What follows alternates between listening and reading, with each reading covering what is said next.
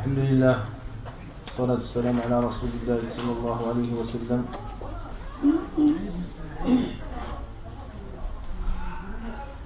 لا يزال الحديث حول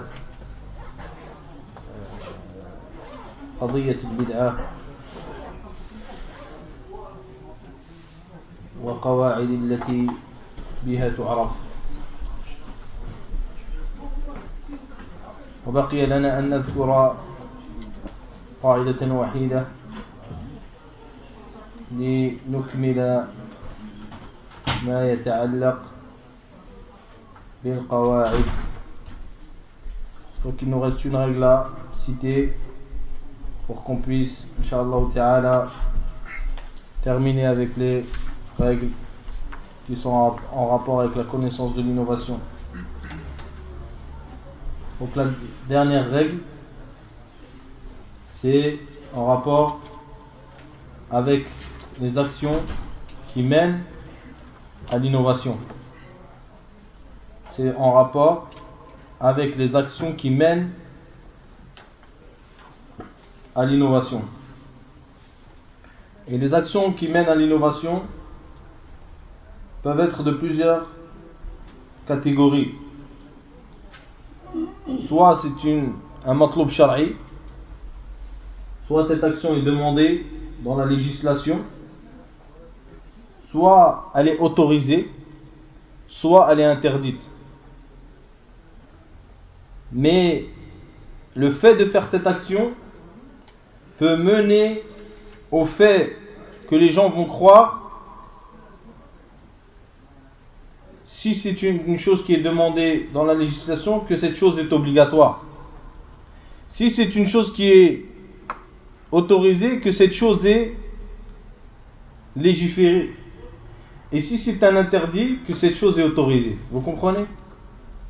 Donc il y a trois choses. Il y a l'action qui est matloub shar'an, qui est demandée dans la législation islamique, mais qu'en la faisant d'une certaine manière, les gens vont pouvoir croire que cette action est obligatoire, par exemple. Donc le fait de faire cette action tout le temps, même si elle est légiférée, eh bien, est une innovation, puisque ça mène à l'innovation. Pareil, celui qui va faire une action qui est autorisée, mais qui peut se laisser croire que c'est une chose qui est légiférée. Et vous comprenez la différence entre une chose légiférée, soit obligatoire, soit de mustahab, et une chose qui est autorisée. Donc ce qui est autorisé, c'est une chose où Allah Azza wa Jal et la législation a laissé le choix de le faire ou de ne pas le faire. Donc une chose qui est autorisée, de la faire jusqu'à ce que les gens pensent que c'est une chose qui est demandée dans la législation. Ou bien de faire un péché, et ça nous allons un peu l'expliquer, soit que ce péché soit commis par les savants. Si par exemple un savant commet un péché et que c'est une personne sur laquelle les gens se reposent, vous comprenez, et qu'aucun autre savant n'a expliqué son erreur, eh bien les suiveurs peuvent supposer que cette chose-là est autorisée, alors que c'est un péché. Vous comprenez? Je vais donner un exemple. Ou bien que ça vienne des gens de la masse. C'est-à-dire qu'une action s'est propagée dans les gens de la masse et c'est un interdit. C'est un muharram. Ce qui peut mener à faire croire certaines personnes de la masse aussi que cette action n'est pas interdite. Vous comprenez? Donc toutes ces règles-là sont précises, Inch'Allah Ta'ala. Il faut bien les comprendre. Donc la première, les trois, c'est les mêmes en fait, mais on va dire que c'est trois choses différentes pour comprendre. La première, c'est que, je répète, c'est un matloub shar'i, que c'est une chose qui est demandée dans la législation islamique. Mais le fait de le faire, il peut tout le temps, par exemple, peut laisser croire que c'est une chose obligatoire. et ceci mène à l'innovation. Ceci mène à l'innovation.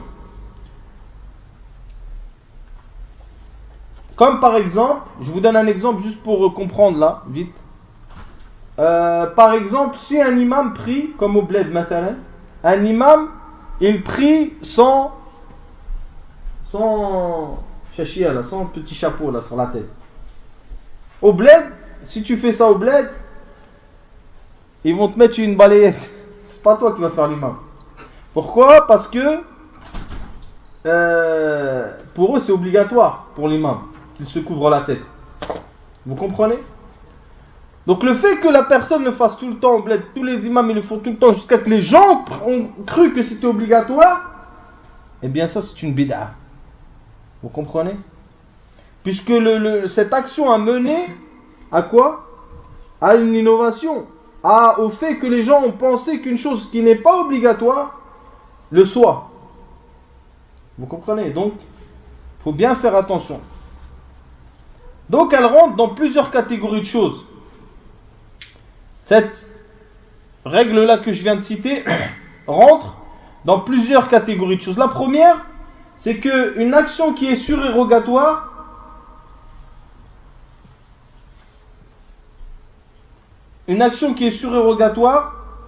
est générale, c'est-à-dire qu'il n'a pas de particularité, ce qu'ils appellent un nafila. Et vous savez qu'est-ce que la différence entre un nafila et un ratiba?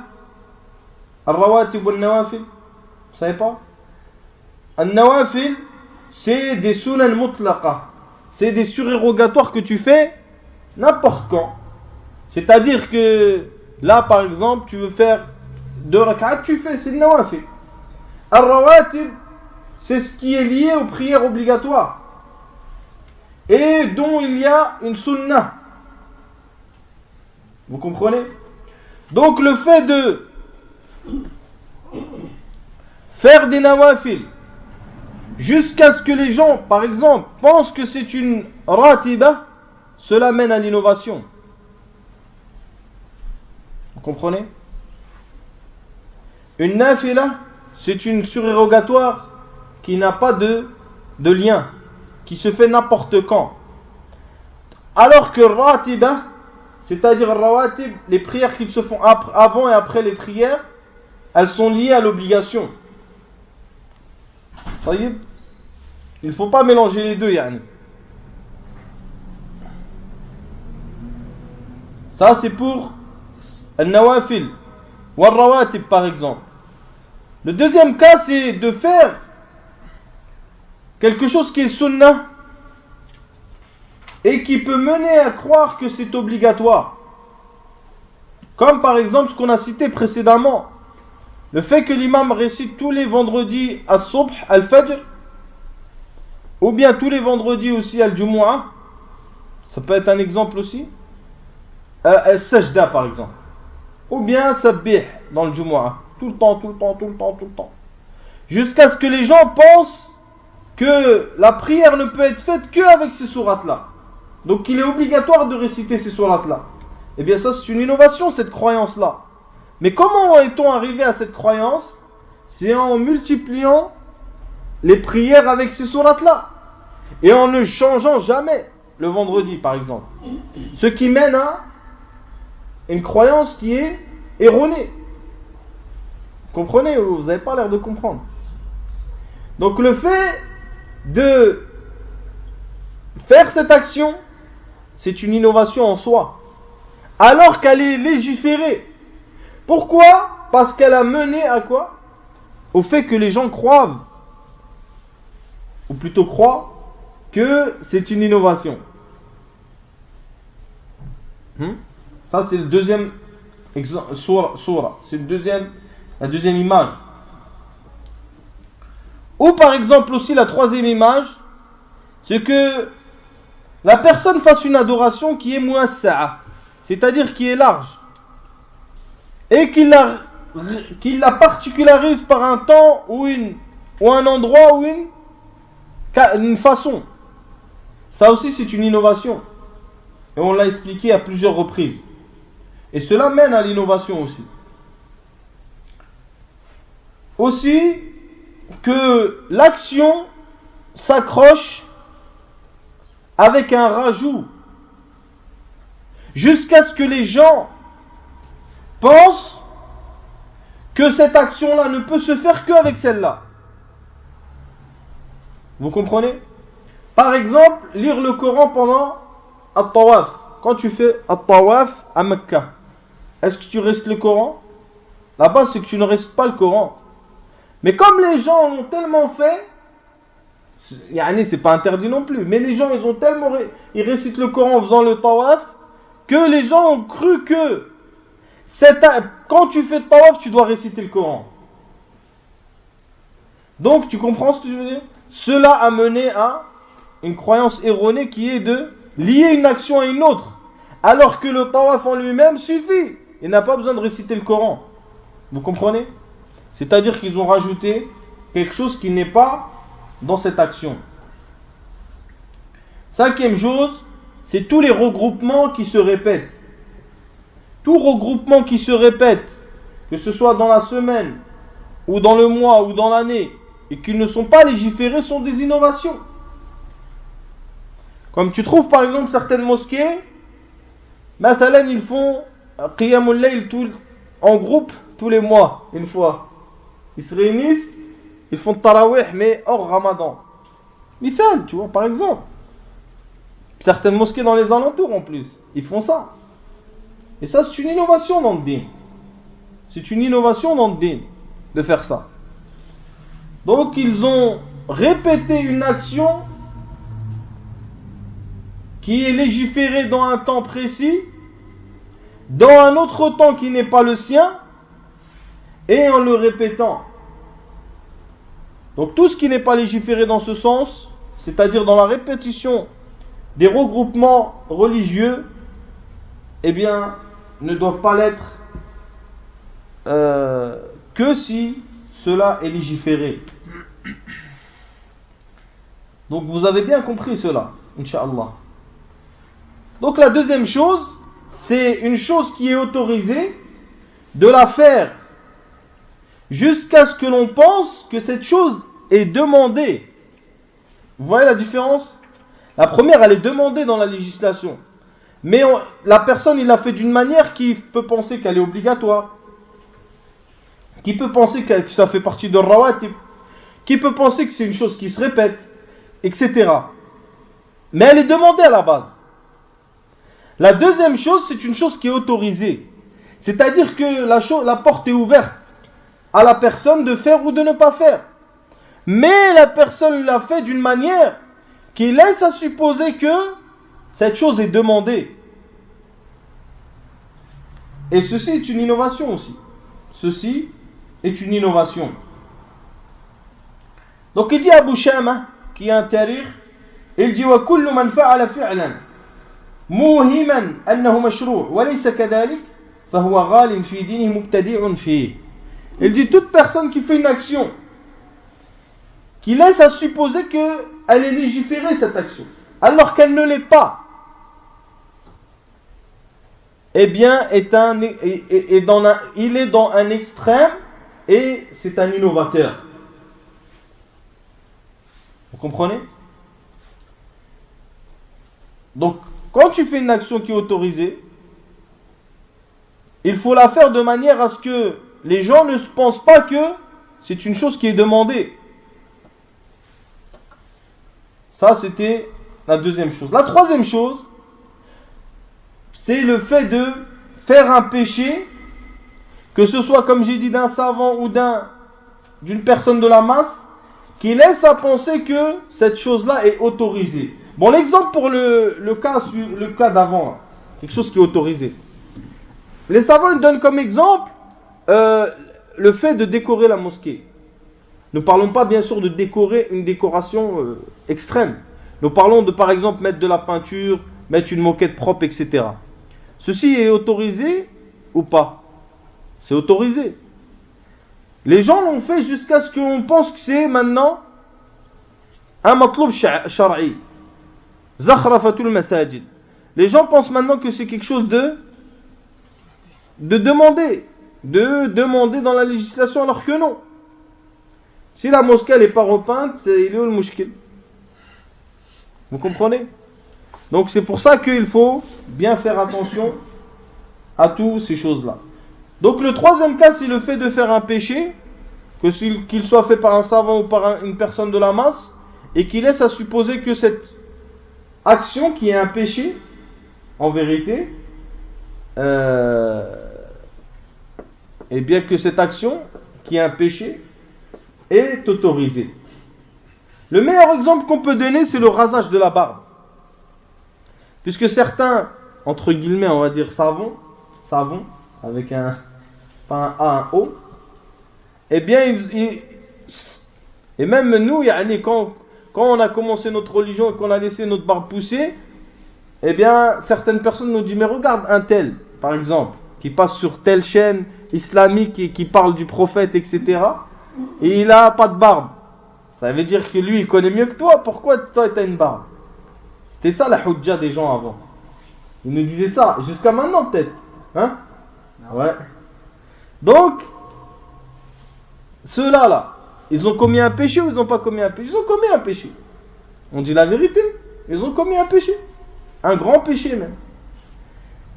Et le fait que les gens de la masse les suivent,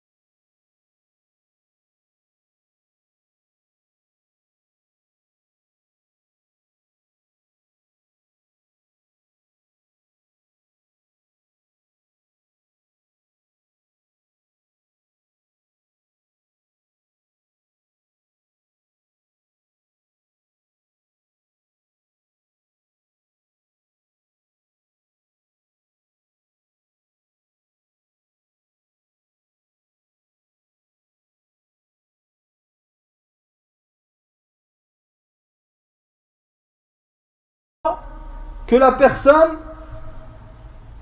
il prenne un crédit et qu'il rembourse plus. C'est ça l'intérêt.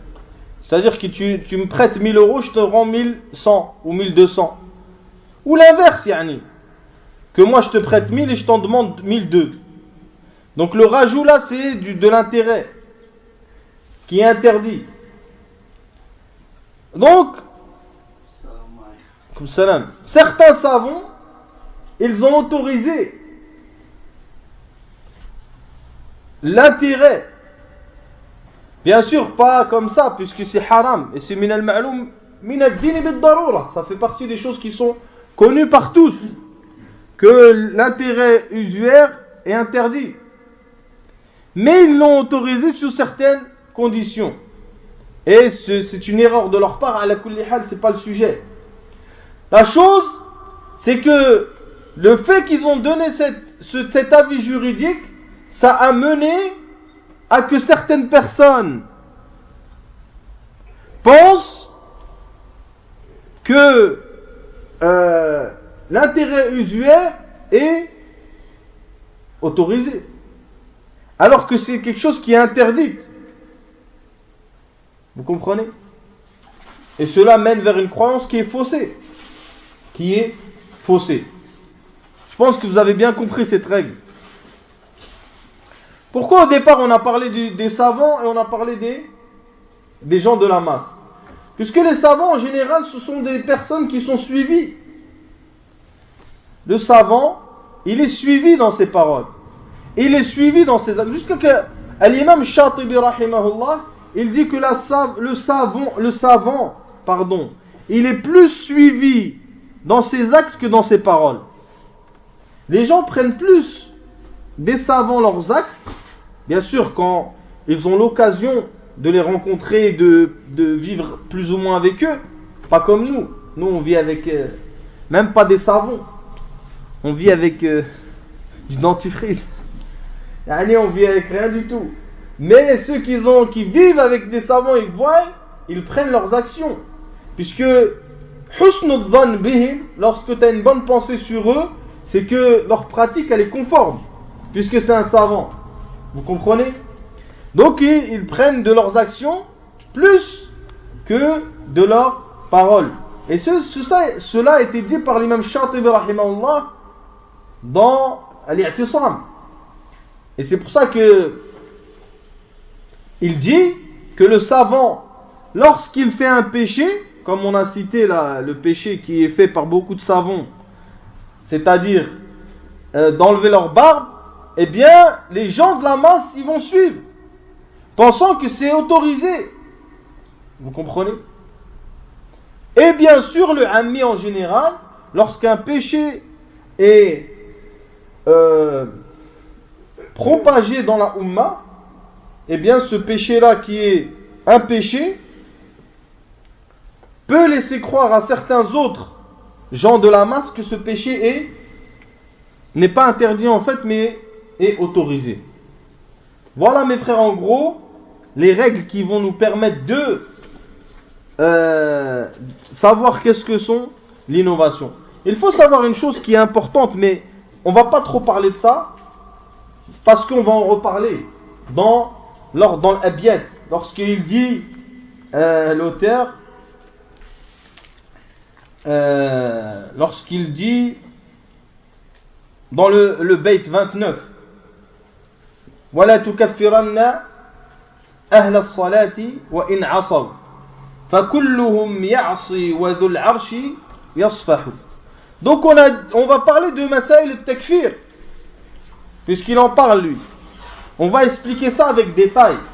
Mais Masaïl al-Takfir wa-tabdi' wa-tafsiq, ça revient à la même chose. C'est-à-dire que toute personne qui est tombée dans une mécréance, ou dans une innovation, ou dans un grand péché, n'est pas automatiquement considéré comme kafir ou mubtadi' ou fasiq. Il faut bien comprendre ça.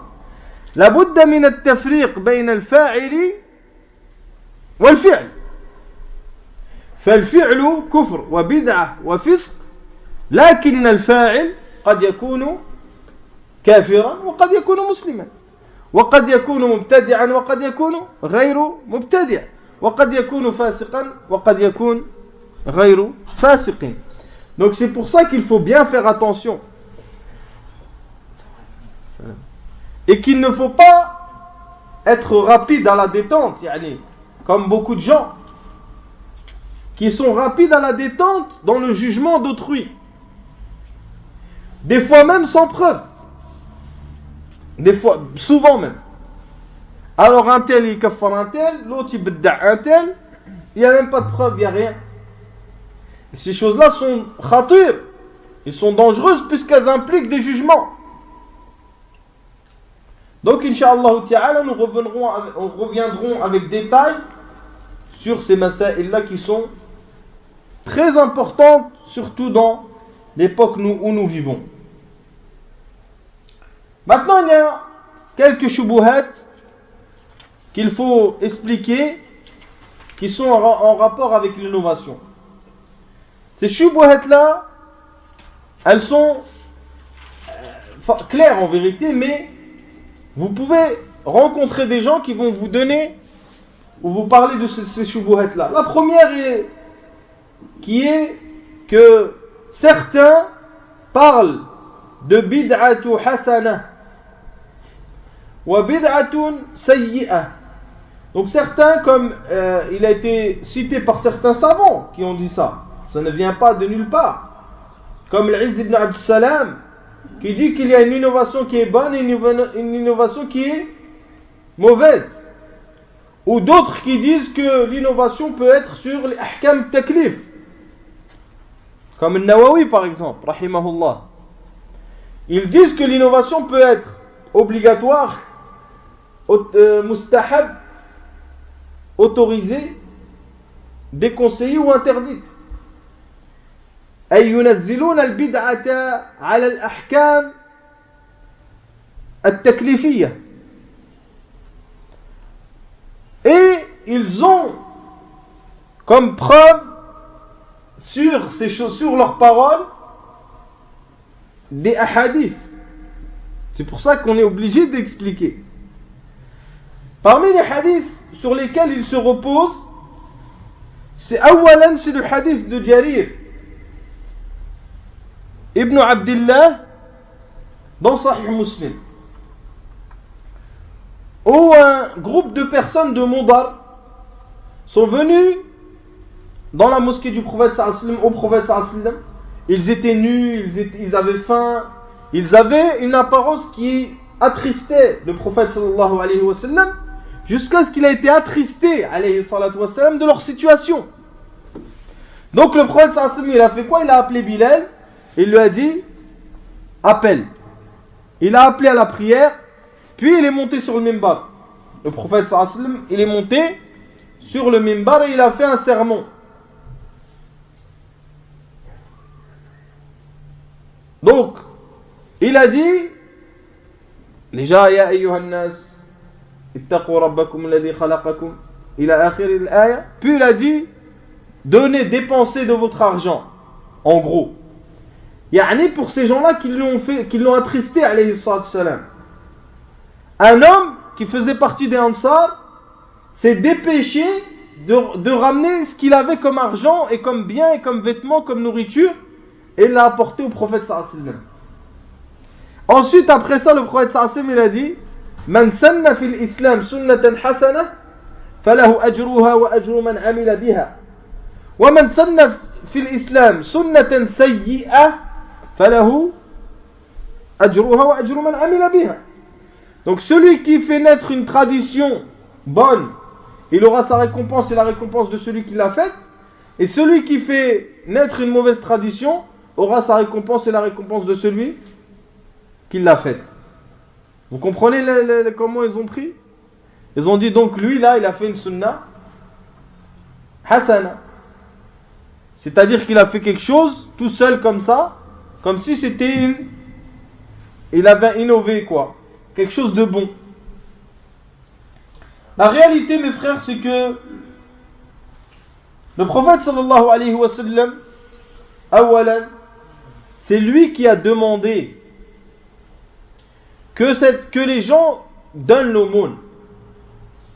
Donc la personne n'a pas inventé quelque chose. Et c'est pour ça que l'ulama il différencie entre sunnatul amal wa sunnatul tashri'. Sunnatul amal, la tradition de l'action, c'est le fait de faire une action qui est légiférée. Et la preuve de cela, c'est que le prophète sallallahu alayhi wa sallam, c'est lui qui a demandé les tasaddaqu. Wa sunnatut tashri', c'est-à-dire la tradition de la législation, celle-ci n'est qu'au prophète sallallahu alayhi wa sallam, qui va légiférer des traditions pour sa communauté. Et nul autre que lui ne peut légiférer une tradition. Vous comprenez? Alors que l'autre personne, Ansari, il n'a pas légiféré une action, mais il a fait une action, le premier, qui était légiférée. Ce qui a fait que les autres, lorsqu'ils l'ont vu speeder dans l'action, eh bien ils l'ont suivi. Vous comprenez? Ça c'est une chose. Deuxième chose, c'est kullu bid'atin dalal. Toute innovation est un égarement. Elle ne peut donc être l'innovation obligatoire, ni mustahab, ni mubah, ni makruh. L'innovation ne peut être que haram. Pourquoi? Parce que le prophète sallallahu alayhi wa sallam a dit que toute innovation est un égarement. Et il a dit Man ahdatha fi amrina hada ma laysa min fahuwa rad. Et celui qui fait une action que il n'a pas reçu l'ordre de faire, son action sera rejetée. Donc on ne peut dire que l'innovation peut être obligatoire, peut être demandée, conseillée, peut être autorisée, etc. Deuxième hadith avec lequel il s'appuie, c'est le hadith qui est rapporté dans le Bukhari. Le hadith de Omar ibn al-Khattab.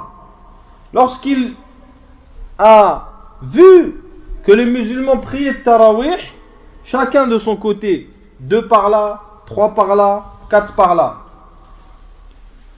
Alors Omar il a décidé de réunir les compagnons du prophète sallallahu alayhi wa sallam derrière un imam, Ubay ibn Ka'b, pour le mois de Tarawih. Puis il a dit Ni'matul bid'ah hadihi. Quelle bonne innovation cette chose-là, yani le fait de réunir les gens un mois. Donc ils ont dit regardez, Omar il dit quelle bonne innovation que de réunir les gens. Vous comprenez ce que je veux dire? Pour Tarawih. Que voulait dire Omar radiyallahu ta'ala anhu? Est-ce qu'il voulait dire que At-Tarawih n'était pas légiféré en groupe et que c'est lui qui l'a inventé? Est-ce que c'est ça qu'il voulait dire? Non. Pourquoi? Puisque Tarawih a été fait par le prophète sallallahu alayhi wa sallam en groupe pendant plusieurs jours. Vous comprenez? Donc ce que voulait dire Omar, c'était que il n'y avait pas, et ce que voulait dire Omar, c'était que il parlait de l'innovation dans le sens linguistique, pas dans le sens religieux du terme. Vous comprenez? C'est comme on a dit précédemment. C'est-à-dire que pourquoi le prophète sallallahu alayhi wa sallam a arrêté de faire le tarawih, de faire le qiyam pendant Ramadan? Parce qu'il y a eu un empêchement. Quel est cet empêchement? C'est que al-qiyam fi Ramadan devienne obligatoire sur lui, sur sa communauté, pardon.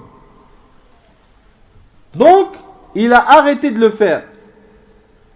Mais lorsque Omar a réinstauré al-tarawih en groupe, est-ce que l'empêchement est encore présent? L'empêchement n'est plus. Al-tarawih ne peut plus devenir obligatoire sur la communauté. Donc c'est pour cela que Omar l'a réinstauré. Et il ne l'a pas instauré, il l'a réinstauré. En supposant que Omar a innové dans le din. Par exemple, en supposant, mais c'est pas vrai, puisque le prophète sallallahu alayhi wa sallam a fait tarawih pendant plusieurs jours, etc. En supposant, le prophète sallallahu alayhi wa sallam ne nous a-t-il pas ordonné de suivre Omar? Est-ce qu'il nous a ordonné? Bien sûr, il nous a ordonné. Le prophète alayhi wa sallam a dit Alaykum bi sunnati wa sunnati al-khulafa ar-rashidina al-mahdiyina min ba'di. Prenez ma tradition et la tradition des califes bien guidés après moi. Et il a dit Iqtadu bil-ladani min ba'di. Bil-ladani min ba'di. Prenez des deux qui seront après moi, Abu Bakr et Omar. Donc, mes très chers frères, il n'y a aucun doute que le musulman est demandé de suivre les califes qui sont bien guidés. Deuxième chose, c'est que au sol al-bid'ah, les bases de l'innovation, ils reviennent à 4 ou 5 ou 7 sectes. Le mieux, c'est de dire que c'est 5. La base de toute innovation revient à 5 sectes. De là se sont divisées toutes les sectes que nous voyons actuellement. La première de ces sectes, c'est Al-Rafd, c'est-à-dire Al-Rafida, Al-Shi'a, qui sont une des bases des sectes qui sont actuelles. La deuxième, c'est Al-Khuruj, yani min Al-Khawarij. La troisième, c'est Al-Tahajjum, min Al-Jahmiyya. La quatrième, c'est Nafyul Qadar, min Al-Qadariyya. La cinquième, c'est Al-Irja. Donc il y a Al-Rafd, Al-Rawafid, il y a Al-Khawarij, il y a le Jahmiya, il y a le Qadariya et il y a al-Murji'a. هذه الفرق منها خرجت ونشأت جميع الفرق. De ces sectes-là sont sorties toutes les autres sectes que nous voyons. Et il a été demandé à Abdullah ibn Mubarak rahimahullah ta'ala أنه سئل على كم افترقت هذه الأمة فقال 4 فرق. Il a dit 4 sectes, sachant que le prophète sallallahu m'a signalé que il y aura 73. Lui il a dit 4.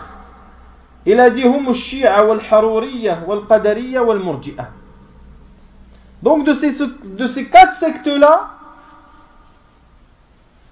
sont nées qui toutes les autres sectes. Et le Nabi sallallahu alayhi wa sallam nous a informé que la Ummah va se diviser en 73 sectes. Toutes iront en enfer, sauf une. Celle qui était en concordance avec le prophète sallallahu alayhi wa sallam et avec les compagnons. Ce sur quoi étaient le prophète et les compagnons. Où le prophète a dit alayhi sallam al-jama'a, le groupe. Donc est-ce que c'est quelque chose de هل هو أمر شرعي أم قدري افتراق الأمة أهو أمر شرعي أم قدري est-ce que c'est une chose qui est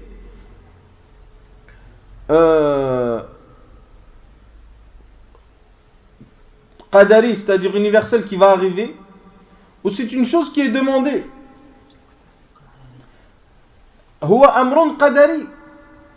C'est une chose que Allah a prescrit sur cette communauté. Elle va se diviser. Le prophète l'a informé. Ce n'est pas un matloub shar'i.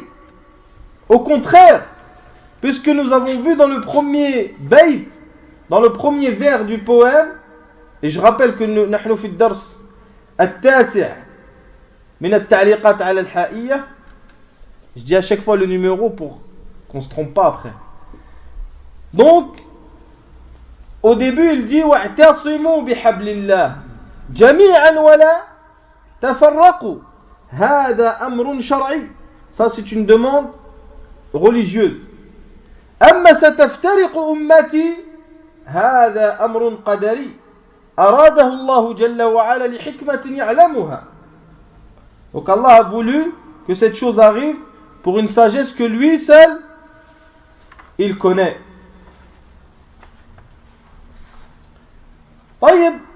Il y a 2 autres petits points rapides que nous allons citer. Le premier, c'est le fait de faire al-hijra aux gens de l'innovation et aux gens du péché.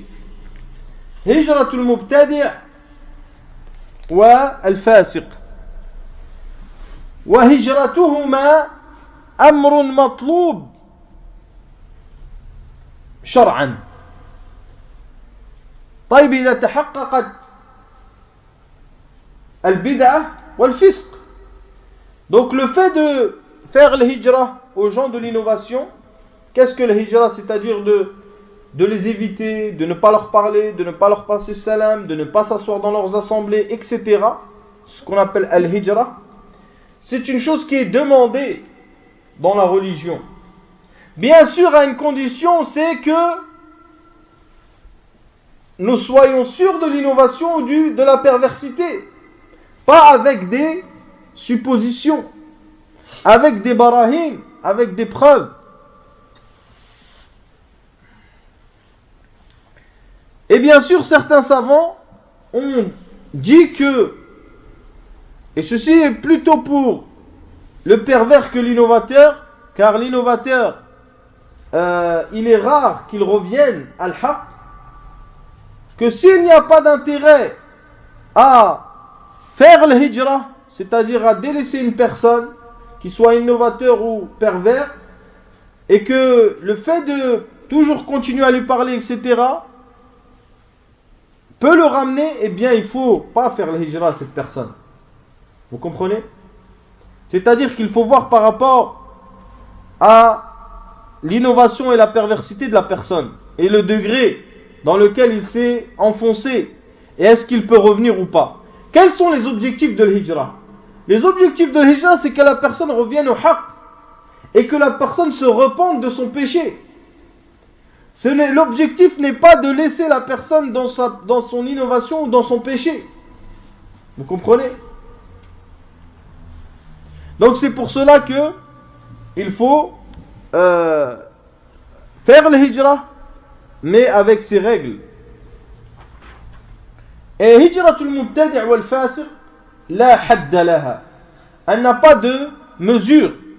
C'est-à-dire qu'il est autorisé pour un musulman de faire le hijra à un innovateur ou bien un pervers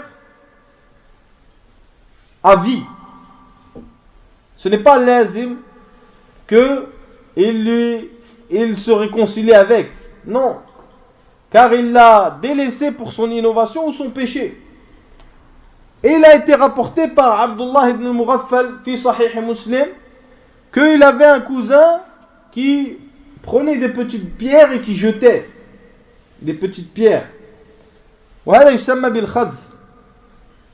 كان يخذف. Donc Abdullah ibn al-Mughaffal il lui a dit: oh petit, arrête de faire ça, car le prophète sallallahu alayhi wa sallam a interdit de faire ça. Le temps est passé, il a revu encore son cousin ou son petit cousin refaire cette chose-là. Alors Abdullah ibn Mughaffal il lui a dit: je te dis que le prophète sallallahu alayhi wa sallam a interdit telle chose, puis tu l'as fait. Wallahi lan ukallimaka abada. Je jure que je ne te parlerai plus jamais.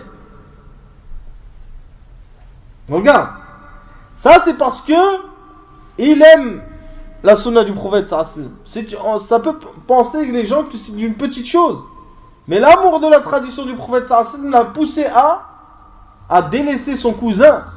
Pourquoi? Parce qu'il a commis un interdit que le prophète sallallahu alayhi wa sallam a interdit. Donc c'est pour cela, mes très chers frères, que al-hijra, c'est une chose qui est demandée. Je parle de la hijra des personnes. Je ne parle pas de la hijra des pays, de la personne, pour l'instant. C'est une chose qui est demandée lorsque la personne est perverse, ou bien c'est une personne innovatrice. Et ceci jusqu'à ce que la personne se repente. Et vous connaissez tous la qissa de Ka'b ibn Malik. Lorsqu'il n'a pas suivi le prophète sallallahu alayhi wa sallam dans la ghazwa de Tabouk. Il ne l'a pas suivi. Alors le prophète sallallahu alayhi wa sallam lui a fait al-hijra pendant 50 jours. Vous comprenez? En ce qui concerne le hadith qui est rapporté aussi, qui est un hadith authentique, où le prophète sallallahu alayhi wa sallam a dit: le croyant ou le musulman ne fait pas le hijra à son frère plus de 3 jours. La yahjuranna al-muslimu akha fawqa thalath. Le croyant n'a pas le droit de faire le hijra au-dessus de 3. Comment on peut expliquer ça? Alors que le prophète sallallahu alayhi wa sallam a fait 50 jours avec Ka'b ibn Malik. Donc l'imam Nawawi rahimahullah ta'ala il dit que lorsque le prophète sallallahu alayhi wa sallam a parlé de 3 jours, cela concerne ce qui est en relation avec les choses mondaines. C'est-à-dire si moi et une personne, moi et un frère par exemple, nous avons un différend sur une chose mondaine, c'est-à-dire de ce bas monde, un business, un commerce, etc., un différend, on n'a pas le droit de se faire le hijra plus de 3 jours. Taïb. En ce qui concerne les choses de la religion, eh bien il n'y a pas de limite. Vous comprenez? Deuxième chose qu'il fallait qu'on parle rapidement, c'est akhdul ilm an al-mubtadi', c'est-à-dire prendre la science d'un innovateur. Et ceci aussi, dans sa base, est interdit. La personne n'a pas le droit de prendre la science d'un innovateur. Car il est rapporté de plusieurs pieux prédécesseurs qu'ils ont cités, qu'ils ont dit innama hada din falyanzur ahadukum amman ya'khud dinah. Ceci est une religion, et la religion, que l'un d'entre vous fasse bien attention de qui il prenne sa religion. Et de Ibn Omar aussi, il a été rapporté qu'il a dit que ta religion, c'est ta chair, c'est ton sang. Prends garde de qui tu la prends. Vous comprenez? Donc, il faut prendre la religion de ceux qui sont reconnus pour leur concordance avec le livre d'Allah et la sunna du prophète sallallahu alayhi wa sallam, et le suivi des compagnons du prophète sallallahu alayhi wa sallam. Mais voilà, il y a une exception qui peut être faite. C'est-à-dire, comme a dit Cheikh l'Islam ibn Taymiyyah rahimahullah ta'ala, ou comme a dit Cheikh Bakr Abu Zayd dans son livre Hajr al-Mubtadi', ils disent que la science peut être prise par un innovateur dans le cas où il n'y a aucune personne de qui on peut prendre la science. C'est-à-dire la science pour laquelle tu as besoin. Tu ne peux pas faire autrement. Comme ce qui est en rapport avec la prière, avec le jeûne, avec l'aumône, etc. On peut rajouter à cela les sciences qui n'ont pas de relation directe avec la croyance. Comme par exemple l'apprentissage de la langue ou l'apprentissage de At-Tajwid ou Al-Qur'an. Ce ne sont pas des sciences où il peut y avoir un véhiculement d'une mauvaise croyance ou d'un égarement. Donc c'est pour ça que Cheikh l'Islam ibn Taymiyyah rahimahullah ta'ala, il dit wa hadhihi al-mas'ala fiha tafsil. On peut pas dire clairement que c'est interdit, même si la base c'est que c'est interdit, et on peut pas dire que c'est autorisé. Donc il faut voir, c'est du cas par cas. Si la personne se trouve dans un endroit où il y a des gens de walillahi alhamd, il est dans un pays musulman, il est, je sais pas, en Arabie Saoudite ou je ne sais où il y a des tullab al-ilm, il y a ceci, il y a beaucoup de gens qui sont sur le khair et tout. Pourquoi tu vas apprendre chez un innovateur? C'est que t'es un gars bizarre déjà. Mais si tu te trouves dans un pays où il n'y a rien, et que le seul personne qui peut t'apprendre l'arabe ou le Coran, c'est quelqu'un qui est mubtadi', qui est un innovateur. Comme on voit par exemple dans les instituts qu'il y a à Saint-Denis et à Paris. Ce sont tous des instituts innovatrices. Il n'y a aucune qui n'est pas munharifa, sont toutes munharifa. Tous c'est des ash'ari, soufis mélangés. Mais est-ce qu'on peut étudier l'arabe là-bas? Bien sûr, il faut demander aux savants. Mais je dis que ce n'est pas une règle générale. Ce n'est pas une règle générale. Il y a du cas par cas. Wa subhanaka wa bihamdika ashhadu an la ilaha illa ant astaghfiruka wa atubu ilayk wa akhiru da'wana alhamdulillahi rabbil alamin.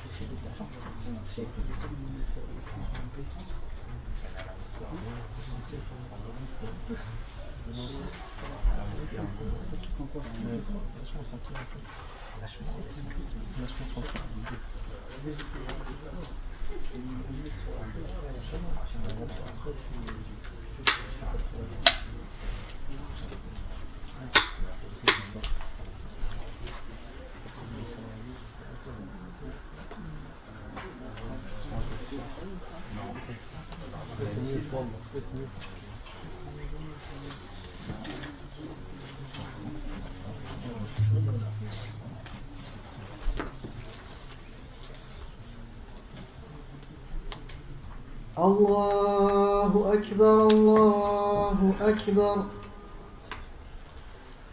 الله أكبر الله أكبر أشهد أن لا إله إلا الله أشهد أن لا إله إلا الله أشهد أن محمدًا رسول الله أشهد أن محمدًا رسول الله حي على الصلاة